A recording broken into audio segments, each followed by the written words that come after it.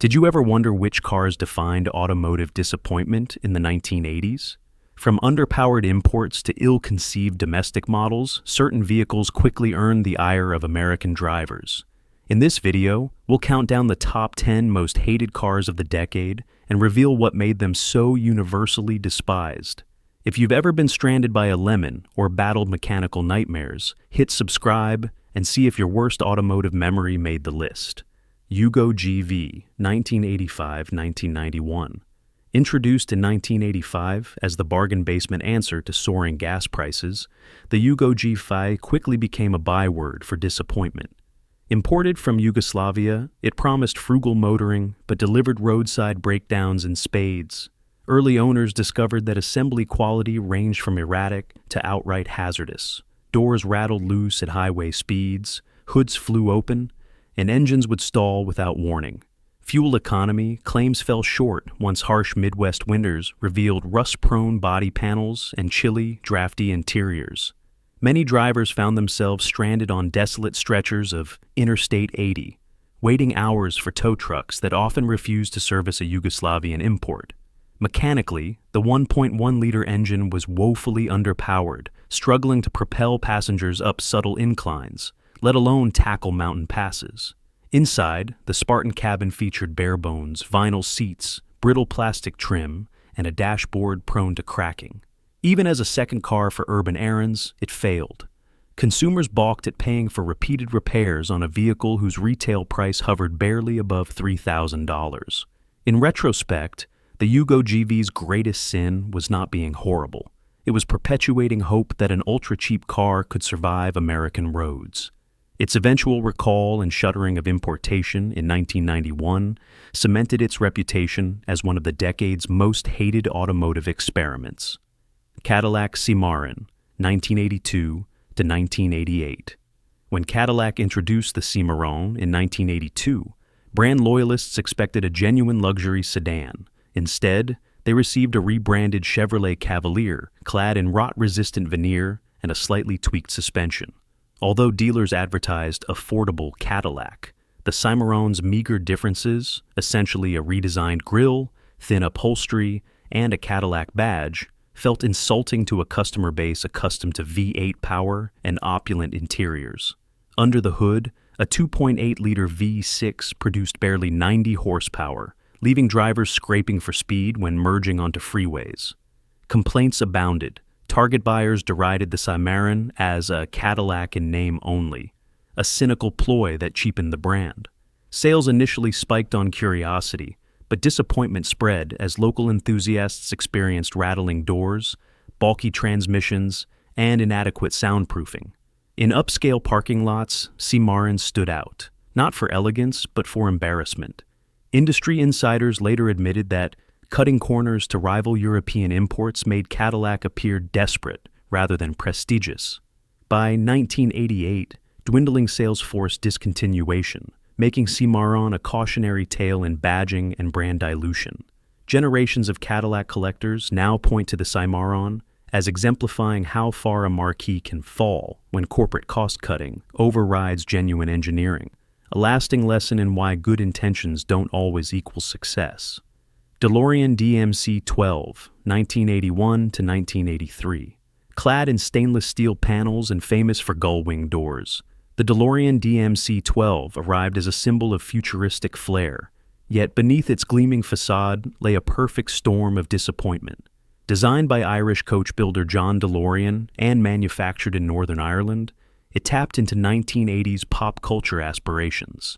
But even as production began in 1981, fundamental flaws emerged. A 2.85-liter PRV V6 delivered only 130 horsepower, creating a lagging acceleration that flummoxed buyers expecting supercar thrills. Every test drive exposed creaky body panels rattling like loose change, trim peeling, and doors that sagged after mere months of use. Reports spread of electrical gremlins, leaky seals, and unpredictable brakes, hallmarks of rushed production and underdeveloped supply chains. By 1982, financial mismanagement forced DeLorean Motor Company into bankruptcy, stranding thousands of eager early adopters with service centers scarce and prices for replacement parts skyrocketing. Its association with founder John Delorean's high-profile drug trafficking trial in 1982 further tarnished the car's mystique. Although Back to the Future later immortalized the DeLorean as a pop culture icon, those who owned one in the early 80s endured broken drive axles and unreliable performance, cementing its legacy as one of the period's most notorious automotive disappointments. Chevrolet Citation, 1980-1985. Introduced in 1980 to replace the aging Nova, the Chevrolet Citation embodied GM's effort to compete with rising Japanese imports. Conceived on the new front-wheel drive X-Body platform, it offered nimble handling and surprisingly spacious interiors. Yet beneath that promise lurked systemic issues. GM's hurried design and lax quality control processes led to chronic brake failures. Brake pads would wear unevenly, calipers seized, and drivers reported pedal travel nearly to the floor, sometimes only after the car lurched into a collision.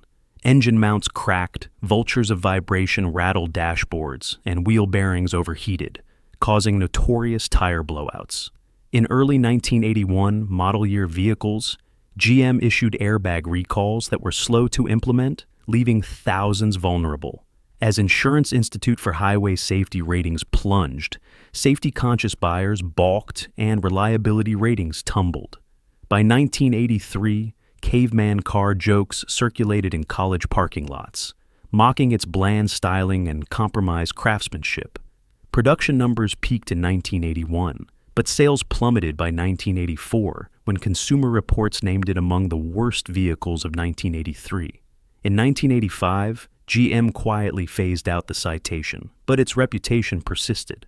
It became shorthand for unchecked corporate cost-cutting, a cautionary tale about how rapid pivoting to new technologies can backfire when safety and durability are sacrificed on the altar of cost savings.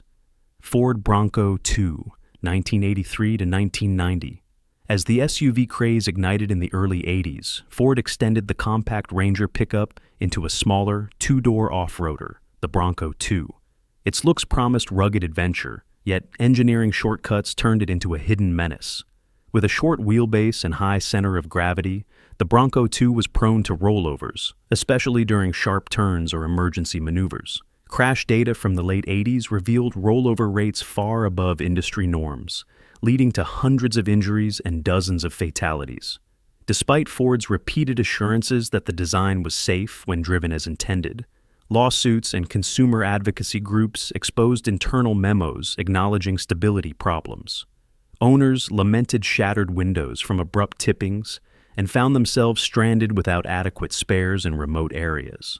Suspension systems, borrowed directly from the larger F-150, overloaded the lighter Bronco II body, causing premature wear and compromised handling on uneven dirt roads. By 1989, the National Highway Traffic Safety Administration launched multiple investigations, prompting Ford to extend warranties and retrofit anti-roll bars. Nonetheless, public faith had eroded. In 1990, Ford discontinued the model, replacing it with the larger Explorer. Today, the Bronco II's legacy endures as a chilling reminder that form should never override fundamental safety engineering. AMC Renault Alliance Encore, 1983 to 1987. When American Motors Corporation struck a deal with Renault to create the Alliance, renamed Encore in taxi trim, it aimed to blend European flair with American sensibilities. Initial reviews praised its fuel efficiency and peppy 1.7 or 2.0-liter engines, but the honeymoon ended quickly. Build quality suffered from scattered suppliers and undertrained assembly line workers at Kenosha, Wisconsin. Body panels misaligned, doors painted in mismatched hues. Even plastic trim riveted so loosely that it often fell off within weeks. Under the hood, carburetor systems proved finicky. A single clogged jet could render the engine half-washed, spewing black smoke and losing a cylinder mid-drive. Consumer Reports reliability surveys ranked the Alliance near the bottom in 1984. OEM parts proved scarce by 1986. Forcing owners to improvise or turn to junkyards. The petite hatchback's interior felt cramped, and thin seats lacked lumbar support. Half a day's road trip produced aching backs and numb limbs. By the time Renault sold its stake in AMC to Chrysler in 1987, Alliance Encore resale values plunged to near zero. Today, surviving models are rare curiosities. Roads littered with rust holes bear testament to an Alliance that promised efficient transatlantic synergy, but delivered underwhelming performance and pervasive buyer's remorse. Alfa Romeo Ara. Through a joint venture between Alfa Romeo and Nissan, the Arna attempted to marry Italian engine and suspension with Japanese reliability. Its acronym, Italian-American-Russian Nissan Automobile, hinted at an identity crisis rather than an automotive revolution. Mechanically, it offered a stout 1.2-liter twin-cam engine derived from the Alfa Sud, promising spirited performance. But the rigid Japanese monocoque clashed with Italian suspension tuning. Ride quality was stiff and unforgiving, leaving passengers rattling like dice in a box over uneven pavement. As miles accumulated, body panels rusted at alarming rates, even in southern states with minimal salt. Electrical gremlins plagued emission controls. Catalytic converters clogged, slipping precious horsepower away. Owners found service manuals confusing. Instructions alternated between Italian and Japanese terminologies, compounding frustration among repair shops. Style-wise, the Arna's slabby, boxy lines lacked Alfa's trademark flair, while interior plastics warped under summer sun, turning once dark dashboards into pale, brittle shells. By 1987, Alfa Romeo terminated the venture, withdrawing the Arna from the market. Its poor resale values forced dealers to offer steep incentives, yet buyers remained indifferent. Today, the Arna stands as an example of misguided collaboration, proof that merging two distinct engineering philosophies without coherent integration can produce a car universally loathed for neither elegance nor reliability. Chrysler Executive, 1983 to 1984. In 1983, Chrysler sought to stretch its LeBaron coupe into a makeshift limousine, the Executive. Intended to cater to affluent limousine services, it featured weld-stitched frames and padded royal vinyl seats. However, that ambition collided with a feeble 2.6-liter engine and minimal torque, especially under the weight of 7 passengers in limo trim. Drivers reported constant headaches hauling executives up even gentle inclines. The car shuddered under load, transmission slipping as if gasping for mercy. Ride height and suspension tuning mimicked the base LeBaron, resulting in chassis flex so pronounced that windshield sealants gave way, allowing rainwater to pool inside sunroofs. Limo operators balked at steep maintenance costs. Exhaust manifolds cracked under heat stress, and brake rotors warped from overuse. Passengers seated in rear compartments complained of sudden jerks when the car struggled from stops, very unseemly for corporate clientele. These flaws surfaced within months, as Industry Week reported multiple limo franchises abandoning the model in favor of older, proven Fleetwood sedans. By 1984, Chrysler discontinued the Executive, acknowledging it had misjudged the market's appetite for a stretch limo built on a compact car platform. The Executive's short-lived tenure remains emblematic of 1980s hubris, an attempt to market novelty over substance, resulting in a luxury vehicle that felt anything but. Chevrolet Chevet, 1976 to 1987. Although introduced in the late 1970s, the Chevet became synonymous with 1980s budget motoring and with sour contempt from drivers seeking reliability. With a basic 1.4 to 1.6-liter Tech 4 engine that delivered barely 65 horsepower, acceleration lagged noticeably at highway merge points, where traffic whipped past with an impatient roar. Inside, simple cloth seats offered minimal cushioning. Black plastic dashboards reflected glare onto bare feet, especially through large windshield cracks, an uncommonly fragile trait under minor debris impacts. Ignition switches wore prematurely, leaving motorists stranded with keys stuck in the on position. Owners on highways discovered that at 65 miles per hour, the Chevet's rear quarter panels began to vibrate as if threatening to detach. Yet its nominal price point kept sales afloat through 1983. By mid-decade, however, hatchbacks and subcompacts in more reliable Japanese lineups, like the Honda Civic and Toyota Corolla, shattered Chevet's market share. In New England winters, agitated residents groaned as cold chill drafts seeped into uninsulated doors. Radiators froze and cracked if an antifreeze level slipped. The Chevet's final models lacked any significant improvements. By 1987, Chevrolet ended production quietly. With public confidence shattered and resale values virtually zero, the Chevet's legacy endures as a stark reminder that cutting costs at every juncture can doom a car to near-universal scorn. Ford EXP, 1982 to 1988. Born from the Pinto platform and styled as a sporty two-seater, the Ford EXP aimed to capture youth appeal, but instead alienated buyers with lackluster performance and questionable reliability. Its 1.6 and 2.0-liter CVH engines were notorious for head gasket failures. Overheated cylinder heads warped, causing constant coolant leaks and eventual engine swaps. As a result, many EXP owners carried spare gaskets, hoping to avoid on-road catastrophes. The hatchback's sloping rear roofline promised aerodynamic efficiency, but in practice it hampered rear visibility so badly that drivers braked abruptly at parking lot entrances, causing fender benders. Inside, sunroofs rattled loose at highway speeds, and seat upholstery wore through at sharp corners, allowing foam to protrude. Enthusiasts found early turbocharged variants desirable, but turbo lag and frequent boost failures diluted any advantage, making the EXP feel perpetually underpowered.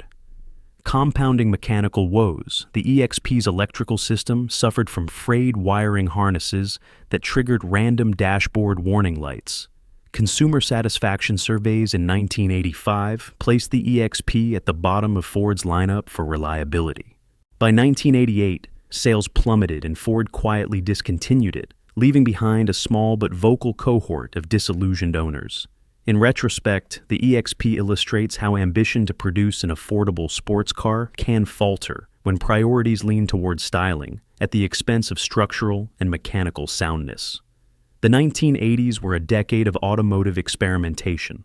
Affordability and innovation collided with economic pressures and evolving safety standards. These 10 cars, ranging from the rust-prone Yugo GV to the underwhelming Ford EXP, embody why so many buyers felt cheated by broken promises of cutting-edge design or luxury. Each model's failures, from mechanical breakdowns to safety oversights, offered lessons about consumer expectations and manufacturer responsibilities.